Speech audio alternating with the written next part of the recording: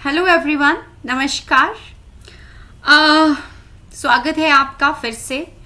और हम human physiology discuss करना हमने शुरू किया था। पिछले लेक्चर में मैंने आपको बताया था ब्रीफ में अबाउट हमारे एक्सक्रीटरी सिस्टम के बारे में, और उसमें मैंने एंड किया था लेक्चर का कि the structural and functional unit of our kidneys is the nephrons. So आज के लेक्चर में हम नेफ्रॉन्स का स्ट्रक्चर डिस्कस करेंगे और ये नेफ्रॉन यूरिन कैसे बनाएंगे उसके ऊपर हम डिस्कशन करेंगे। सो चलिए शुरू करते हैं अपना ये टॉपिक। सबसे पहले हमें ये पता होना चाहिए कि भैया नेफ्रॉन्स क्या होते हैं।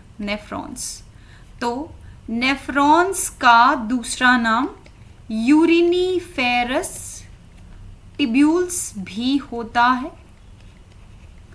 और हर एक किडनी में हमारी 2 किडनीज हैं और हमारी हर एक किडनी में अप्रॉक्सीमेटली 1 मिलियन नेफ्रॉन होते हैं। इन नेफ्रॉन्स के 2 हिस्से होते हैं। पहला हिस्सा है एक बंच ऑफ कैपिलरी नेटवर्क जिसके थ्रू हमारा ब्लड फिल्टर होगा, कहलाएगा ग्लोमेरुलस। दूसरा हिस्सा है रीनल ट्यूब्यूल जिसमें प्रोसेसिंग होगी फिल्ट्रेट की। रीनल ट्यूब्यूल के फर्दर हिस्से हैं पहला double walled cup like structure जिसका नाम है बाउमेन्स कैप्सूल। दूसरा हिस्सा है बाउमेन कैप्सूल के पास, इसके बगल में प्रॉक्सिमल कन्वोल्यूटेड ट्यूब्यूल है दूसरा हिस्सा। ठीक है जी, इसे हम PCT एब्रीविएट करते हैं। तीसरा हिस्सा है loop of Henley. Loop of Henley की 2 लिम्ब होती हैं, एक जो मेडुला की तरफ नीचे जाती है डिसेंडिंग लिम्ब कहलाती है, और एक मेडुला से किडनी के कॉर्टेक्स की तरफ आती है ascending limb of Henle's loop कहलाती है। तो हेनले लूप एक हेयर पिन लाइक स्ट्रक्चर होता है और 2 लिम्ब्स इसकी होती है। हेनले लूप के बाद या लूप ऑफ हेनले के बाद अगला हिस्सा है distal convoluted tubule. Distal convoluted tubule, ठीक है, इसको एब्रीविएट करते हैं DCT। DCT बहुत सारे नेफ्रॉन्स के एक कॉमन पाइप में खुलते हैं जिसका नाम है कलेक्टिंग डक्ट। तो याद रखिए, collecting duct is not a part of single nephron. ये बहुत सारे नेफ्रॉन का एक कलेक्टिव हिस्सा होता है। सो DCT of many nephrons will open into collecting duct. DCT of many nephrons open into a common pipe जिसका नाम है कलेक्टिंग डक्ट। ठीक है जी, तो ये हिस्से हैं हमारे इसके नेफ्रॉन के। ग्लोमेरुलस और बाउमेन कैप्सूल को मिला दिया जाए तो एक स्ट्रक्चर कहलाता है ये मिलके, इसको कहते हैं Malpighian corpuscle. Malpighian corpuscle, not Malpighian tubule. Remember, Malpighian tubule excretory structure है in the terrestrial insects, for example cockroach. So Malpighian tubule आएगा शब्द तो वो एक्सक्रीटरी स्ट्रक्चर है कॉकरोच के। Malpighian corpuscle will be equal to glomerulus plus Bowman's capsule. So these are the parts of the nephron. अब अगर हम इसका डायग्रामेटिक रिप्रेजेंटेशन देखते हैं, सो डियर, सबसे पहले सपोज इस लाइन के ऊपर, ये जो नीली लाइन मैंने ड्रॉ की अपने इस बोर्ड के ऊपर, इसमें ऊपर वाला हिस्सा कॉर्टेक्स है, नीचे वाला मेडुला है। सबसे पहले एक बंच ऑफ कैपिलरी नेटवर्क बनेगा इन द कॉर्टेक्स रीजन, और उसको एक पाइप बनाती है जिसका नाम एफेरेंट आर्टेरियोल है। सो एफेरेंट आर्टेरियोल से एक बंच ऑफ कैपिलरी नेटवर्क बनाते हैं, और उस बंच को हम कहते हैं, उस गुच्छे को हम कहते हैं ग्लोमेरुलस। सो ये ग्लोमेरुलस नामक छननी है जिससे ब्लड फिल्टर होगा। दिस इज ग्लोमेरुलस, जो कि पाया जाता है कॉर्टेक्स रीजन में। ग्लोमेरुलस के बाद रीनल ट्यूब्यूल का पहला हिस्सा है ये कप। चाय के कप की तरह एक ये स्ट्रक्चर है, बाउमेन्स कैप्सूल, और बाउमेन कैप्सूल आगे एक हाईली कॉइल्ड स्ट्रक्चर में जाता है which is called as PCT. So suppose this is PCT. PCT नीचे मेडुला में डाइव करता है, और मेडुला में ये हेनले लूप की फॉर्म में आगे कंटिन्यू करता है। हेनले लूप का ये थिक सेगमेंट होता है डिसेंडिंग लिम्ब का, फिर थिन सेगमेंट होता है डिसेंडिंग लिम्ब का, थिक और थिन। वैसे ही यहाँ पे असेंडिंग लिम्ब का एक थिन हिस्सा होता है, पहले पतले वाला और फिर मोटे वाला। कुछ इस प्रकार से ये असेंडिंग लिम्ब का थिन और थिक सेगमेंट, और फिर ये अगेन कॉर्टेक्स में जाता है, और इस तरह से डीसीटी की फॉर्म में फिर दोबारा से अगले वाले हिस्से में डाइव कर जाता है, जो कि मेडुला में डिप करता है, and that is collecting duct. Collecting duct में बहुत सारे डीसीटी ओपन होते हैं, कुछ इस प्रकार से। तो अगर नेसेसरी लेबलिंग करते हैं हम बच्चे, तो आप समझिएगा ध्यान से। अभी ग्लोमेरुलस ये कैपिलरीज हैं, और ये जो कप है इसका नाम है बाउमेन्स कैप्सूल, इस कप का नाम। और मैंने तुम्हें अभी बताया कि इन दोनों को मिला के कहा एक नया नाम इनका बन जाता है Malpighian corpuscle. Malpighian corpuscle, corpuscle, ठीक है जी। बाउमेन कैप्सूल से आगे वाला हिस्सा, this part is called as PCT. PCT आगे इस वाले हिस्से में जाता है, this is Henle's loop. Henle's loop की ये वाला जो पार्ट है जो नीचे की तरफ जा रहा है, this part is called as, इसका नाम है डिसेंडिंग लिम्ब। बहुत सीधी बात, और ये ऊपर की तरफ आ रहा है तो इसका नाम क्या हो गया, असेंडिंग लिम्ब। आगे ये वाला हिस्सा जो अगेन कॉइल्ड है, DCT, and this part which is again diving into the medulla is called as collecting duct. और मैंने आपको बताया कि collecting duct is a part of many nephrons.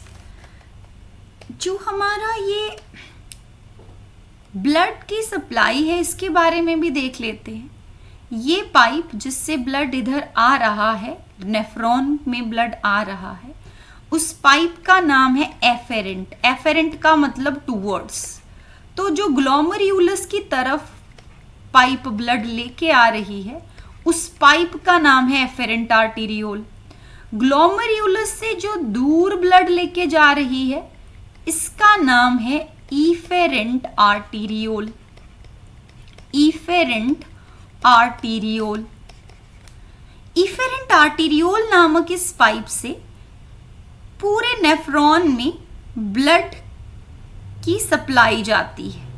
जैसे आपके घरों में मेन टंकी से पानी की टंकी से ब्लड सप्लाई जाती है, इफेरेंट आर्टेरियोल से कैपिलरीज का नेटवर्क बनता है जो पूरे नेफ्रॉन में ब्लड सप्लाई करेगा। और डियर, इसको पेरिट्यूबुलर कैपिलरी नेटवर्क कहते हैं। और इस पेरिट्यूबुलर कैपिलरी नेटवर्क से एक U shaped blood vessel medulla में हेनले लूप के अराउंड जो है वो ब्लड सप्लाई करती है। इस ब्लड वेसल को हम वासा रेक्टा कहते हैं। ठीक है, तो ये वासा रेक्टा बाकी की ब्लड वेसल के साथ, बाकी की कैपिलरीज के साथ जुड़ के अल्टीमेटली फिर रीनल वेन्यूल में वापस ब्लड डाल देगी, जो बाकी बाद में रीनल वेन में एंटर कर जाएगा।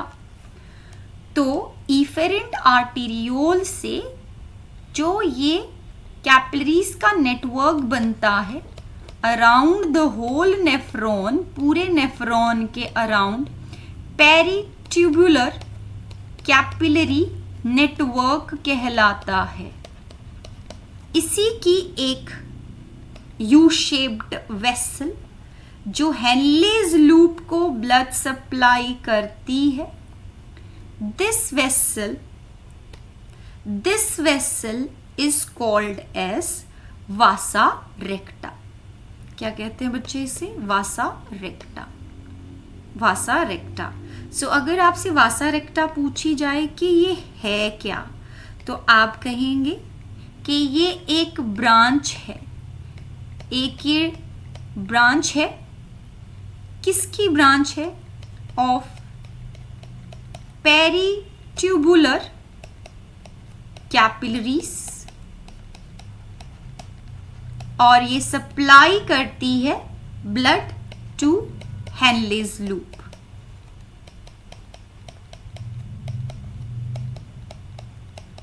Henle's loop. ठीक है जी। So this is the nephron. इस स्ट्रक्चर से एक बात जो आपके जहन में क्लियर होनी चाहिए कि भाई साहब कॉर्टेक्स में कौन कौन से स्ट्रक्चर होते हैं नेफ्रॉन के, और मेड्यूला में कौन से स्ट्रक्चर होते हैं। तो मेड्यूला में प्रेजेंट है हेनलेज लूप, और collecting duct also dive into the medulla. Collecting duct also dive into the medulla. So these two things along with of course vasa recta will be in the medulla region. जबकि cortex में पूछा जाए कि कौन कौन से हिस्से हैं नेफ्रॉन के जो कॉर्टेक्स में मौजूद होते हैं, तो आप कहेंगे कि भैया कॉर्टेक्स में मौजूद है Malpighian corpuscle. First thing, मल्पीजियन corpuscle पहली बात है। दूसरी बात है पीसीटी, या दूसरा स्ट्रक्चर है पीसीटी, और तीसरा स्ट्रक्चर है डीसीटी। तो ये तीन चीजें कॉर्टेक्स में पाई जाती है। ठीक है। So now after this very surprising thing कि हमारी किडनी में एक तरह के नेफ्रॉन नहीं होते, एक तरह के सेल नहीं होते। नेफ्रॉन दो फॉर्म्स में पाए जाते हैं। दो तरह के नेफ्रॉन्स हैं हमारी किडनी में जो हमारी बॉडी की कंडीशंस के अकॉर्डिंगली यूरिन बनाएंगी। हमारी बॉडी की कंडीशन मतलब एक हम नॉर्मल हाइड्रेटेड कंडीशन में रहते हैं तब कुछ नेफ्रॉन यूरिन बनाएंगे, और जब हम डिहाइड्रेटेड या वाटर लॉस की कंडीशन में है हमारा शरीर तो दूसरे तरह के नेफ्रॉन यूरिन बनाएंगे। ठीक है। सो हमारी किडनी में दो तरह के नेफ्रॉन्स पाए जाते हैं। हम सबकी पूरी दुनिया में जितने भी इंसान हैं, जितने भी लोग हैं, उनकी किडनीज में दो प्रकार के नेफ्रॉन्स पाए जाते हैं। Types of nephrons in the kidneys. भाई कौन कौन से नेफ्रॉन्स हैं हमारी किडनीज में? पहले नेफ्रॉन का नाम है कॉर्टिकल नेफ्रॉन, और दूसरे नेफ्रॉन है juxta medullary nephron. Juxta medullary nephron नाम से पहले इनका नेचर समझते हैं। जो कॉर्टिकल नेफ्रॉन होते हैं उनका मल्पीजियन कार्पसल, कॉर्टिकल नेफ्रॉन में जो मल्पीजियन कार्पसल होता है भाई वो प्रेजेंट होता है आउटर कॉर्टेक्स रीजन में। बाहरी कॉर्टेक्स में, जबकि जक्स्टामेडुलरी नेफ्रॉन में Malpighian corpuscle is present in the juxtamedullary area of cortex. अब आप कहेंगे कि ये जक्स्टामेडुलरी एरिया का मतलब क्या है? भैया कॉर्टेक्स का वो हिस्सा जो मेडुला की तरफ है, मतलब deeper towards the medulla, the part of cortex is called as juxtamedullary area. Cortex का मेडुला की तरफ वाला हिस्सा इज कॉल्ड जक्स्टामेडुलरी एरिया, वहां पे इसका मल्पीजियन कार्पसल प्रेजेंट होता है। हमारी किडनी में अगर परसेंटेज देखी जाए, सो कॉर्टिकल नेफ्रॉन ज्यादा होते हैं, 80 to 85% कॉर्टिकल नेफ्रॉन है, जबकि हमारी किडनीज में सिर्फ 10 से 15% जक्स्टामेडुलरी नेफ्रॉन्स होते हैं।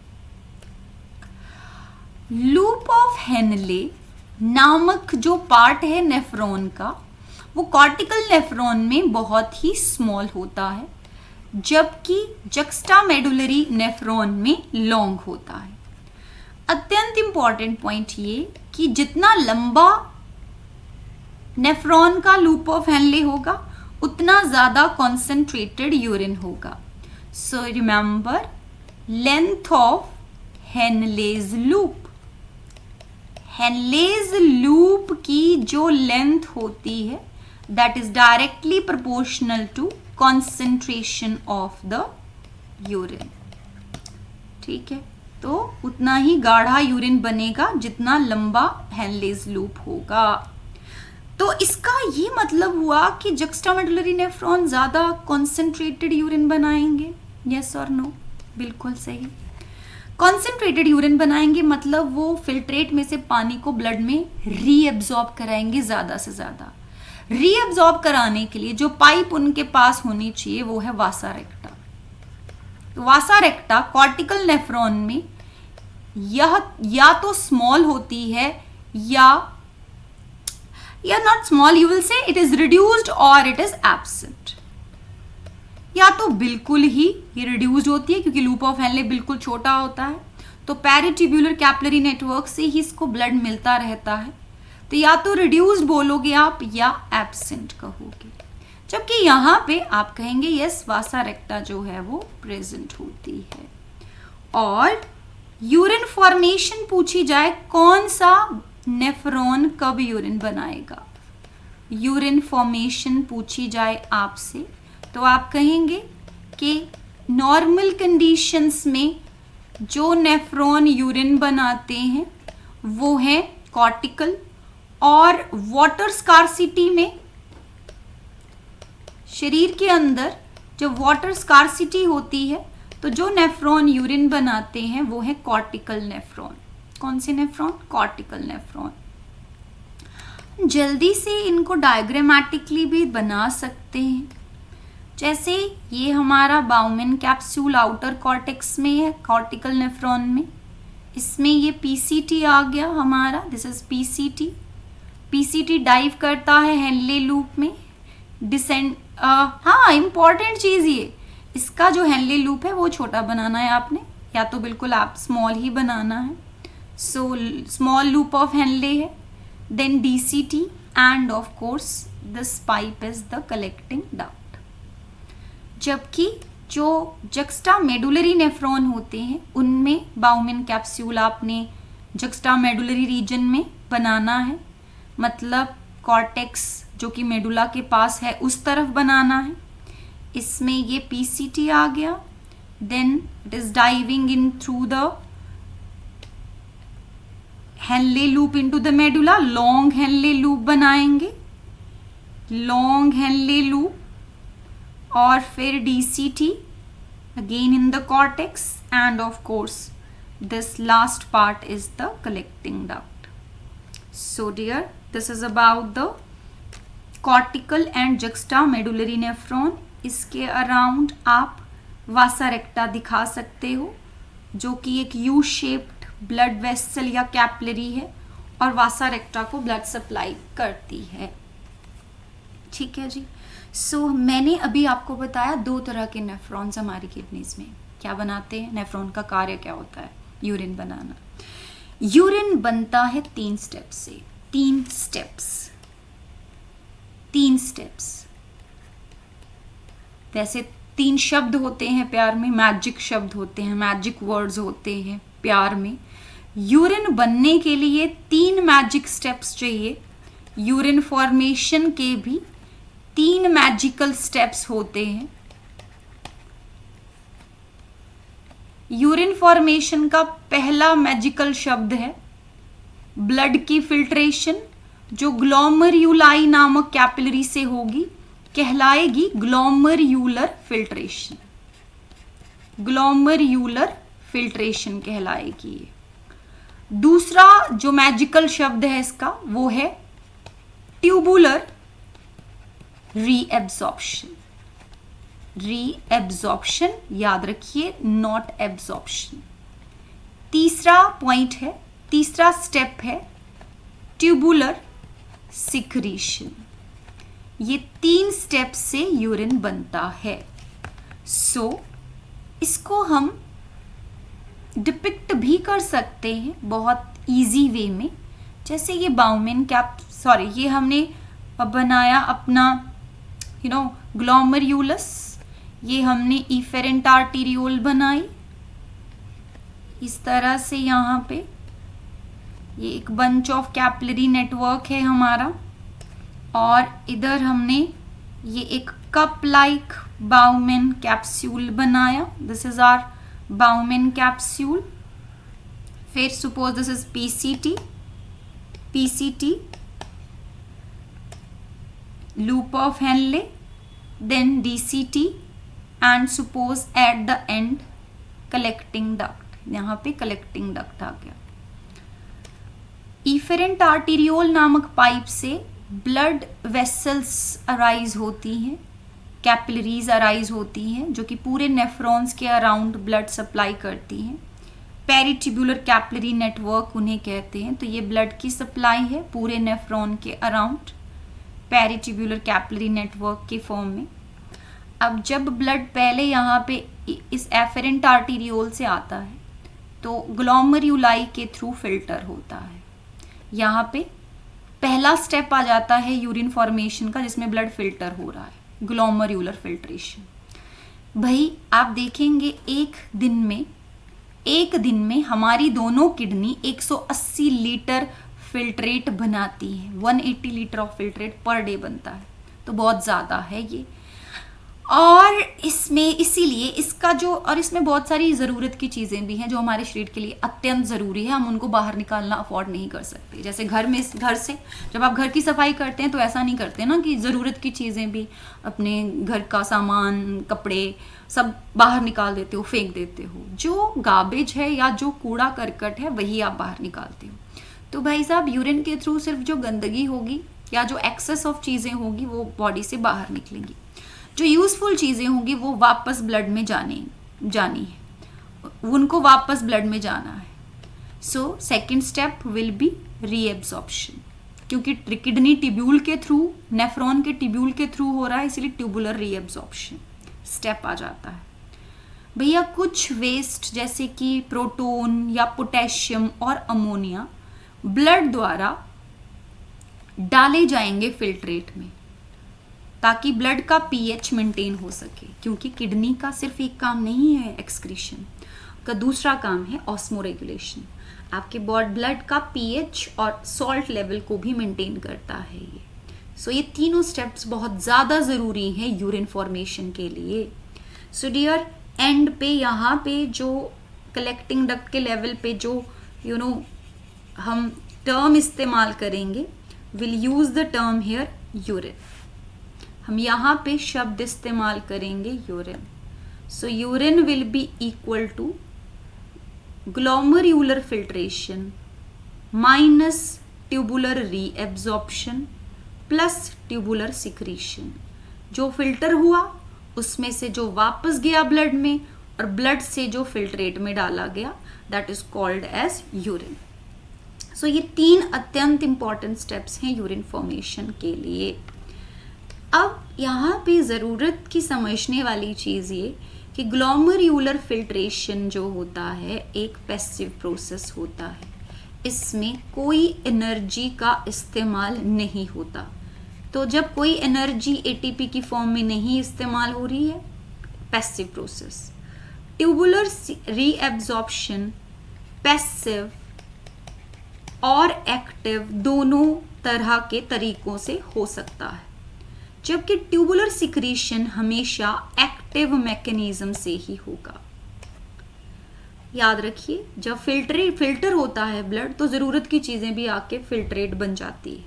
इसलिए भाई साहब जो ये फिल्ट्रेशन प्रोसेस है वो एक नॉन सिलेक्टिव प्रोसेस है। अब सीधी सी बात है, जो भैया जब वापस ब्लड में चीज़ें जानी है, रीएब्जॉर्ब होनी है चीज़ें, ज़रूरत की चीज़ें वापस ब्लड में जाएंगी ना। सो ट्यूबुलर रीएब्जॉर्प्शन सिलेक्टिव प्रोसेस होता है, ना कि नॉन सिलेक्टिव।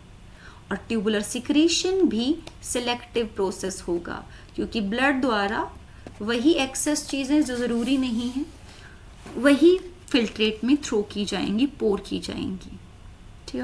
ठीक है। अब हम सबसे पहले बात करेंगे, सबसे पहला स्टेप जिसका नाम है ग्लोमर्यूलर फिल्ट्रेशन। ग्लोमर्यूलर फिल्ट्रेशन, इसका दूसरा नाम है अल्ट्रा फिल्ट्रेशन। अल्ट्रा फिल्ट्रेशन इसलिए कि ये फिल्ट्रेशन इतनी फाइन होती है कि ब्लड की ज़रूरत की भी चीज़ें फिल्टर होके ब्लड में आ जाती है। So you must be knowing the filtration is so fine. Glomerular filtration को अल्ट्रा फिल्ट्रेशन कहा गया। रीजन ये that almost all constituent of the blood constituents of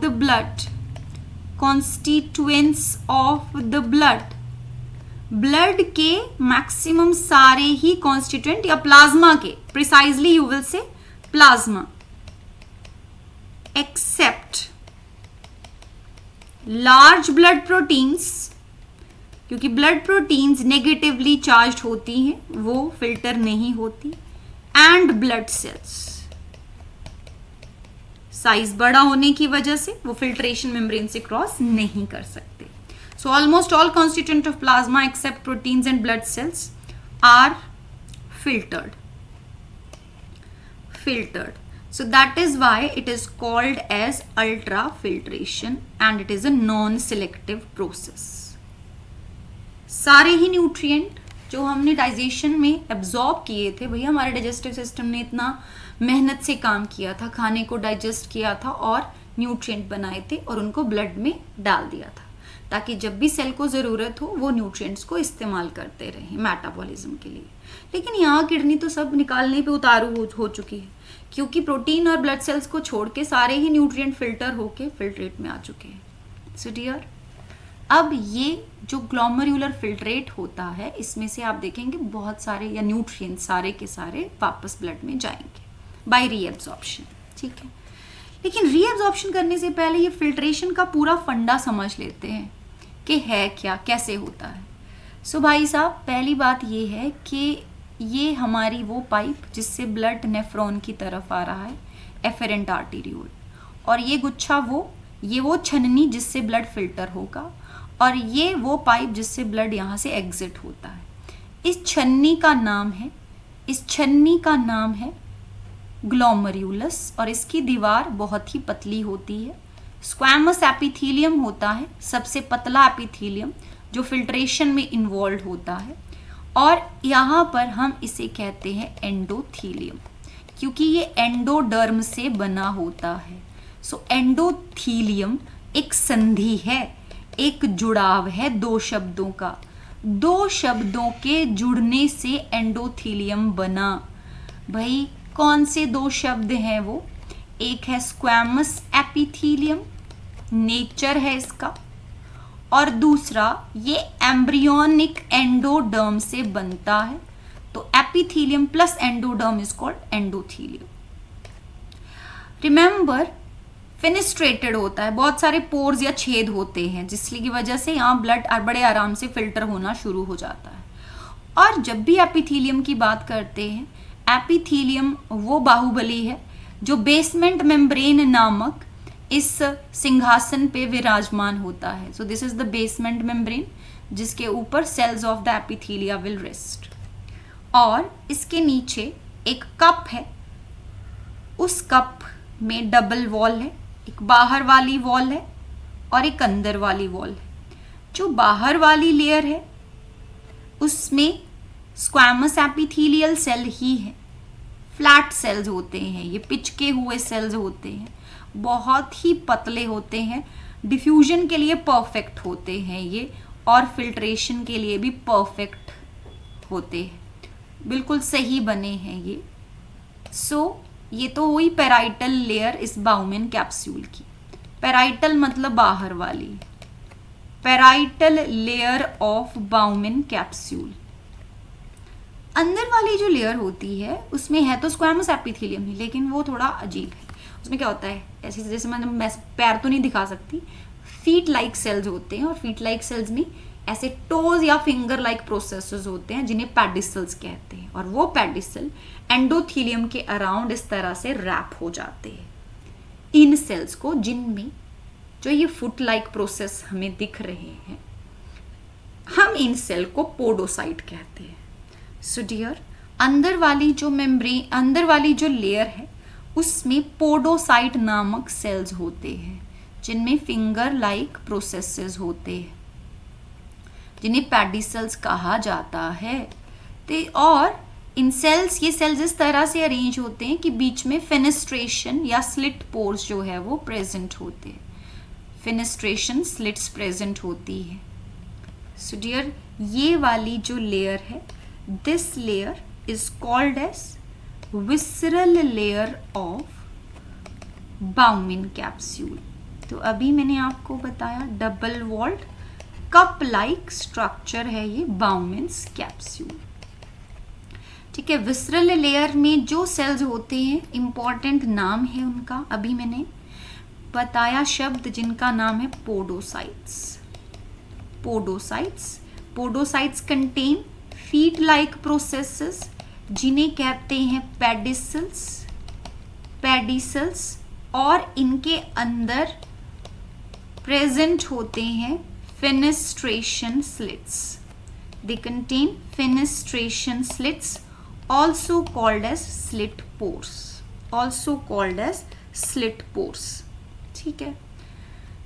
blood जब यहाँ पे आता है, इधर आता है ब्लड ऐसे बहता हुआ, बहने दे मुझे बहने दे, इस तरह से ये बह रहा है, और ये दीवार से होकर ये गुजरेगा, ये जिसमें ये एंडोथीलियम को क्रॉस करेगा, बेसमेंट मेम्ब्रेन को क्रॉस करेगा और visceral layer of Bowman capsule को क्रॉस करेगा.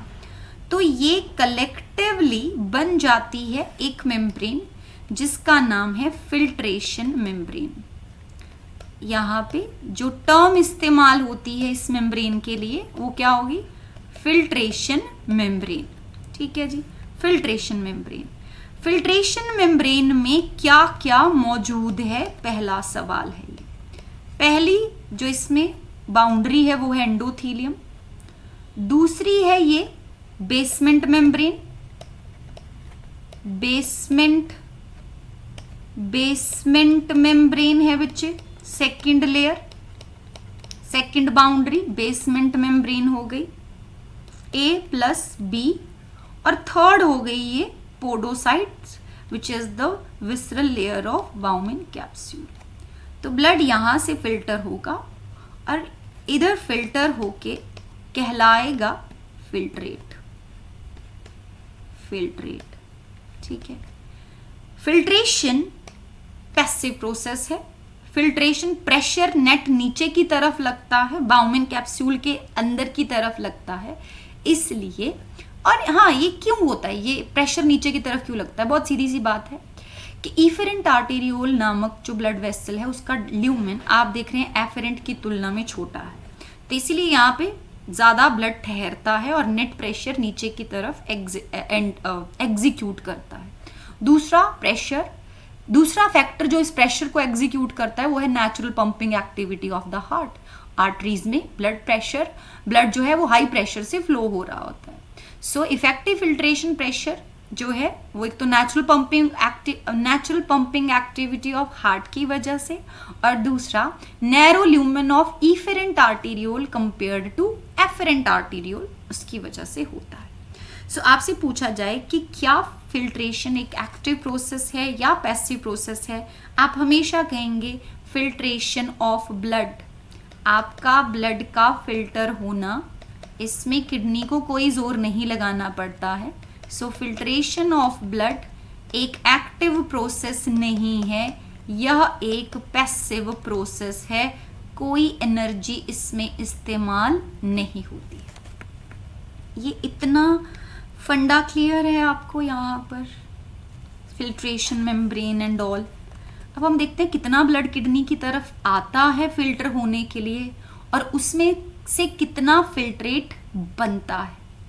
सो डियर, हमारी किडनी में हर 1 मिनट में जितने भी ये नेफ्रॉन्स हैं, जितने भी हमारे नेफ्रॉन्स हैं, उनमें ग्लोमेरुलाई की तरफ जो ब्लड आता है बच्चे, इस तरह से ये बंच है कैपिलरी नेटवर्क का। और याद रखिए 1 मिनट में 1100 से 1200 ml ब्लड, या आप कहेंगे आपके कार्डियक आउटपुट का 1/5 हिस्सा आपकी और हमारी लेफ्ट वेंट्रिकल पंप करते हैं 5 लीटर ऑफ ब्लड या 5000 ml ऑफ ब्लड, उसका 1/5 किडनी की तरफ जाता है। सो 1/5 of cardiac output is being filtered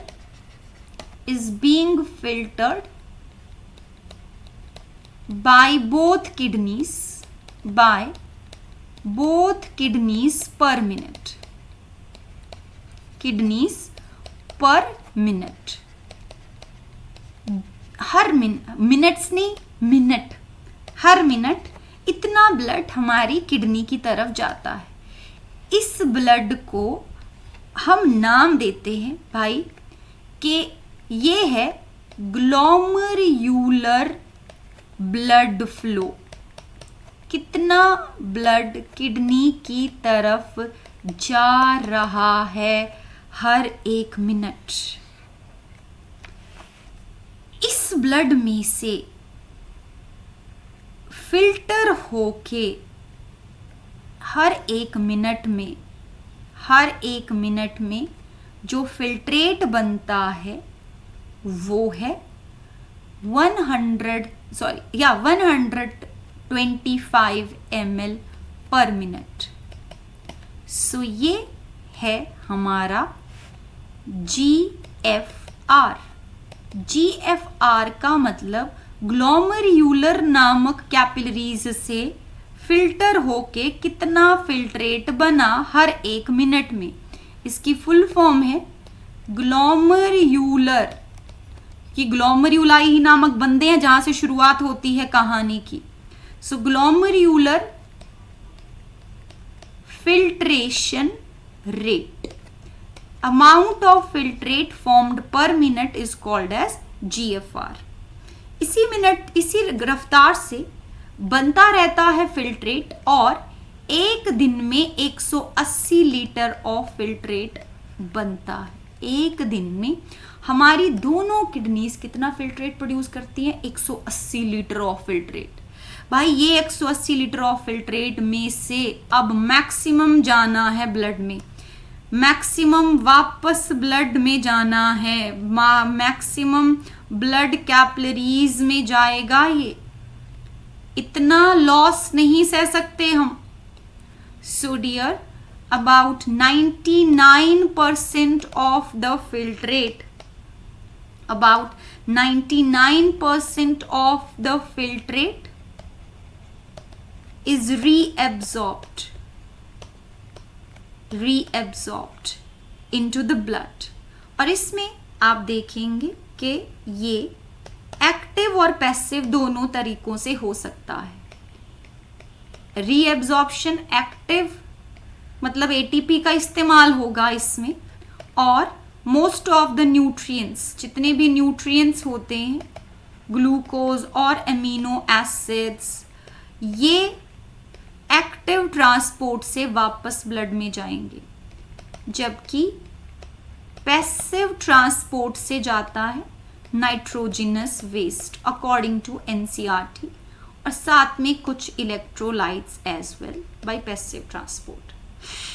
so dear, filter तो हो गया ब्लड, किडनी फिल्टर हुआ, लेकिन भाई साहब बहुत गड़बड़ होने वाली है अगर ये सारा का सारा आप बॉडी से बाहर निकाल दोगे, या हम बॉडी से बाहर निकाल देंगे, हम मरमरा जाएंगे। इसलिए किडनी दूसरा स्टेप फॉलो करती है, which is reabsorption, tubular reabsorption. Tubular reabsorption second step है यूरिन फॉर्मेशन का। ट्यूबुलर रीएब्जॉर्प्शन कौन सा स्टेप है यूरिन फॉर्मेशन का? सेकेंड स्टेप, और ये सिलेक्टिव होता है। ठीक है जी। इसमें अगर मैं आपको नेफ्रॉन को एक सिंप्लीफाइड वे में रिप्रेजेंट करूं, ये मेरा बाउमेन कैप्सूल, ये मान लीजिए पीसीटी आ गया मेरा, दिस इज पीसीटी। यहाँ पे suppose this is my Henle's loop, Henle's loop, thin और थिक सेगमेंट होते हैं इसके दोनों लिम्ब के। ये हो गया DCT, and this is suppose collecting duct. कौन सा डक्ट हो गया? Collecting duct. तो डियर, सबसे पहले आप समझेंगे कि ये हिस्सा है पीसीटी। पीसीटी पीसीटी को अगर आप जूम इन करके देखेंगे तो पीसीटी में आप पाएंगे कि भाई साहब इसमें जो सेल्स होते हैं वो क्यूब लाइक हैं। पहली बात, क्यूब मतलब जितने लंबे उतने ही ब्रॉड, तो क्यूब लाइक सेल्स हैं ये। क्यूबॉइडल सेल का राउंडेड न्यूक्लियस होता है, और इनके ऊपरी सतह पे, मतलब फिल्ट्रेट की तरफ की जो सतह होती है, यहाँ पे फिल्ट्रेट की तरफ या नेफ्रॉन में अंदर की तरफ जो सतह होती है उस पे कि ब्रश लाइक स्ट्रक्चर है। इन ब्रश लाइक स्ट्रक्चर को हम कहते हैं क्या? माइक्रोविलाई। क्या कहते हैं? माइक्रोविलाई। ये झाड़ू है। अभी झाड़ू में एक दो सीखे होंगी तो सफाई करना मुश्किल होगा, तो चीज़ों को कैरी करना डिफिकल्ट होगा, लेकिन बहुत सारी सीखी होंगी तो बड़े आराम से सरफेस एरिया बढ़ जाएगा झाड़ू का और सफाई अच्छे से हो पाएगी। वैसे ही इन सेल्स के एपिकल सरफेस पे माइक्रोविलाई नामक झाड़ू लगे हुए हैं, ब्रश लगे हुए हैं। इस एपिथीलियम को इसलिए कहा जाता है brush bordered cuboidal epithelium. Brush वाला, brush bordered cuboidal epithelium, cuboidal epithelium. तो ये ब्रश होने की वजह से इसका सरफेस एरिया बहुत ज्यादा बढ़ जाता है, इसलिए पीसीटी में रिमेंबर मैक्सिमम रीएब्जॉर्प्शन होती है सब चीजों की। सब चीजों की मतलब सारे ही न्यूट्रिएंट्स यहां से रीएब्जॉर्ब हो जाते हैं, मैक्सिमम इलेक्ट्रोलाइट्स एब्जॉर्ब हो जाते हैं, ऑफ कोर्स पानी भी रीएब्जॉर्ब हो जाता है। तो डियर, यहाँ पे एरो जब मैं बाहर की तरफ लगा रही हूँ, फिल्ट्रेट में से मैं एरो बाहर की तरफ लगा रही हूँ, मतलब रीएब्जॉर्प्शन। NaCl जाता है, साथ में खींच के अपने साथ पानी भी लेके जाता है। NaCl कहता है यार मैं तो जा ही रहा हूँ, चल तेरे को भी पकड़ के लेके जाता हूँ, क्योंकि मेरा तो ऑस्मोटिक इफेक्ट है, मैंने तो पानी को खींचना ही खींचना है। तो NaCl ऑब्लिगेटरी रीएब्जॉर्प्शन करवाता है पानी की। साथ में यहाँ पे रीएब्जॉर्ब होते हैं बाइकार्बोनेट आयंस, और यहाँ पे रीएब्जॉर्ब हो जाते हैं most of the nutrients, for example amino acids, glucose etcetera. So site of maximum reabsorption हो गई पीसीटी जी। इसमें अब हेनले लूप में फिल्ट्रेट को या नीचे की तरफ लेके जा रहा है प्रोसेसिंग के लिए। जब ये नीचे की तरफ जाता है डिसेंडिंग लिम्ब में, याद रखने वाली बात ये कि जो डिसेंडिंग लिम्ब होती है ये परमिएबल होती है। Descending limb is permeable for water. So भाई साहब, इसमें से ब्लड में जाता जाएगा पानी।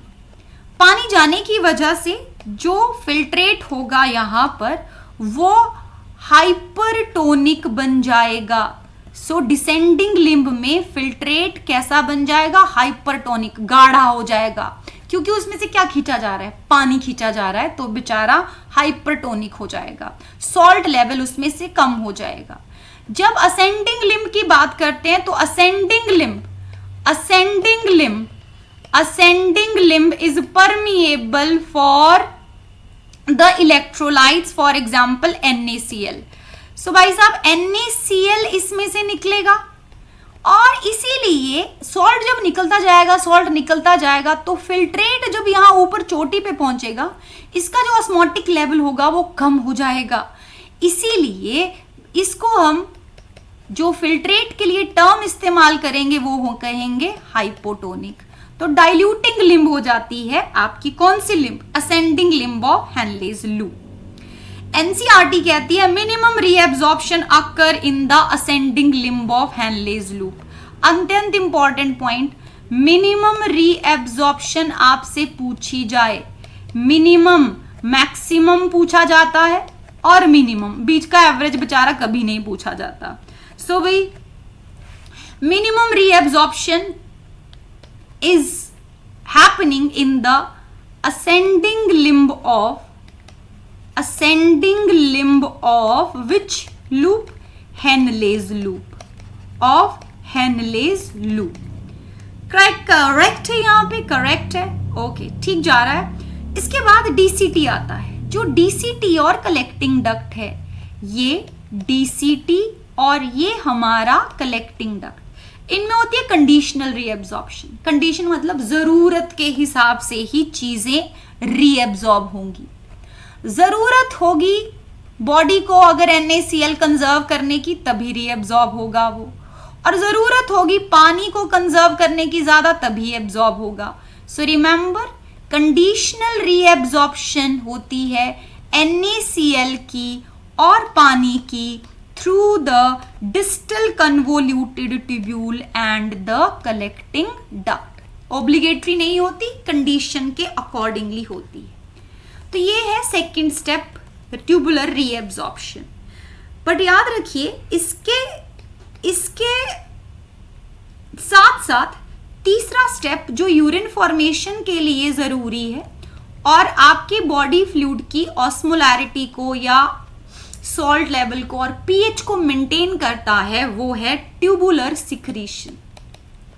कौन सा स्टेप बच्चे लोग? Tubular secretion. सो सबसे पहले ये ट्यूबुलर सिक्रीशन करता क्या है कि ये मेंटेन करता है, ये बरकरार रखता है पीएच और ionic balance of your body fluid. pH और ionic balance of the body fluids is maintained by tubular secretion। अब इसमें याद रखिए, आपसे पूछा जाए कौन सी जगह पे क्या क्या सिक्रीट होता है, तो आप कहेंगे PCT में सिक्रीट होता है।